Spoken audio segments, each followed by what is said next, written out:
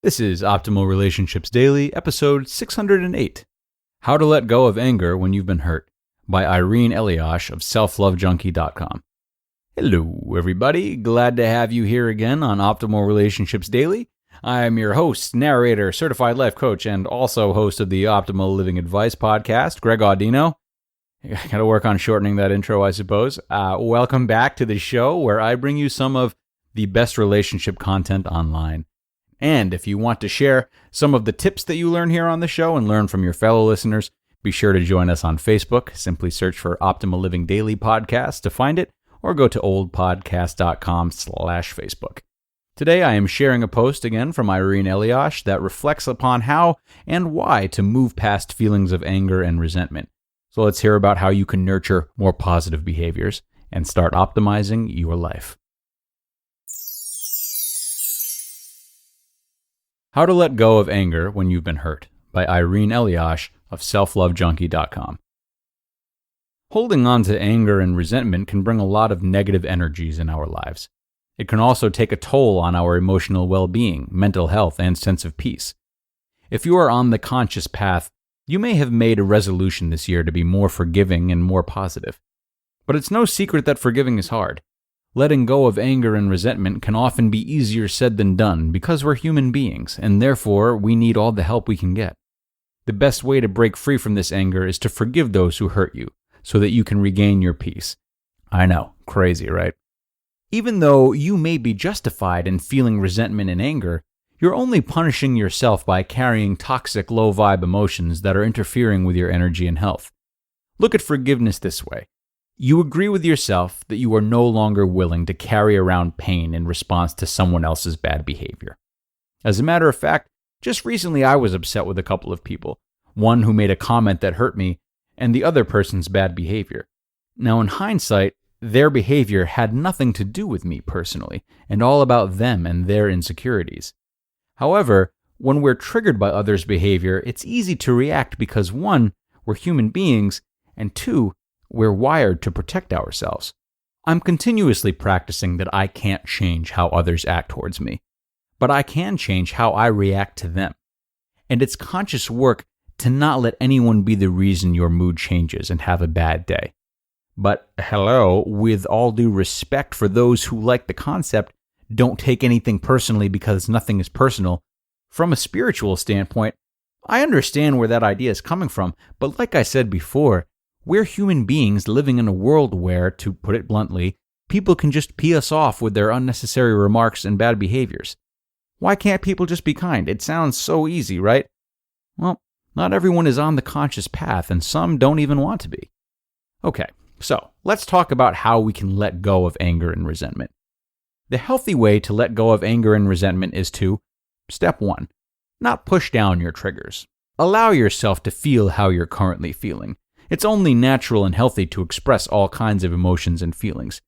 Try to just be with this experience and not blame anyone, including yourself. Once you've given yourself permission to feel all of your feelings, you can then tell yourself that no one has the power to make you feel anything, and that you've decided to give back the words and actions to this person now, as they don't belong to you. Step 2. Do an inventory. Sort out what is your stuff and what is their stuff. Ask yourself if any of your triggers had to do with past childhood wounds. Did someone in the past have an impact on you? Parent, family member, past relationship, friends, school teacher, you? An event or situation? If so, acknowledge to yourself without shame that you are sensitive to these situations. Own what's yours. Take responsibility. Be gentle with yourself, and if need be, get some therapy and/or coaching. Step 3. Communicate. If possible, and if it's safe, and if you feel that you won't create a third world war, let the other person know how their behavior impacted you. You may feel hurt, embarrassed, disrespected, uncomfortable, humiliated, and you're worthy enough to communicate your feelings and to speak out. If you don't feel comfortable or it's not possible to open up to this person, then you can do this energetically with a visualization exercise below. You need to be really open to this, though. Step 4. Be open to release. Every relationship we encounter, friendship, romantic, relative, etc., our hearts get connected by an energetic cord, and we need to be cutting these cords. So let's do this visualization. Close your eyes. And in your mind's eye, on an energetic level, call upon the person you want to talk with. See them standing in front of you and begin to tell them exactly how you feel. Get everything off your chest. Now, see this cord in your mind connecting the two of you. Then call upon Spirit to help you. See a big pair of golden scissors. Cut the cord or cords from your body now. By cutting the energetic cord, you'll feel the release of negative energy leave your body and allow you to move forward without the toxic weight of resentment and anger that is no longer serving you.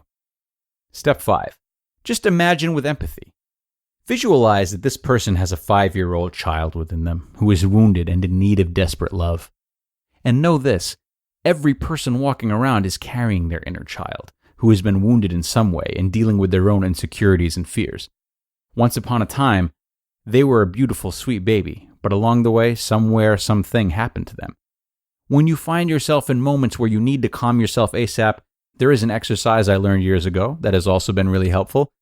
Take each finger to your thumb while closing your eyes and say, "Peace begins with me." In doing these steps, owning what's yours, communicating your feelings, releasing negative energy, and learning to react with peace is providing yourself with a calming and optimistic environment for everyone around you. In conclusion, we can't successfully move on from resentment without bringing in guidance from a higher power because our personal love is filled with our hurts and wounds. We are spiritual beings on a human journey, and when we secretly pray for the people who hurt us, putting ego aside and inviting God's pure unconditional love into these situations, magic happens. These steps take practice, and you may need to do them more than once. However, with practice comes progress, not perfection. And with progress comes positive movement and grace. You've got this, sister. Love, Irene. You just listened to the post titled, "How to Let Go of Anger When You've Been Hurt" by Irene Elias of selflovejunkie.com. Thanks so much to Irene for that article and the insight she shared. Particular thanks to her for providing practical tools and exercises for those in need, as such things are typically a lot more useful than simply theorizing, and we don't get as many of those recommendations on the show. So, a lot of value provided on behalf of Irene today. That brings us to the end of today's episode, though, dear friends. Thank you for joining us, and I hope you learned several new ways to bring more peace and calmness into your life. Tomorrow, we start our parenting portion for the week, so I will see you there when we'll read a post from Nerd Fitness, where your optimal life awaits.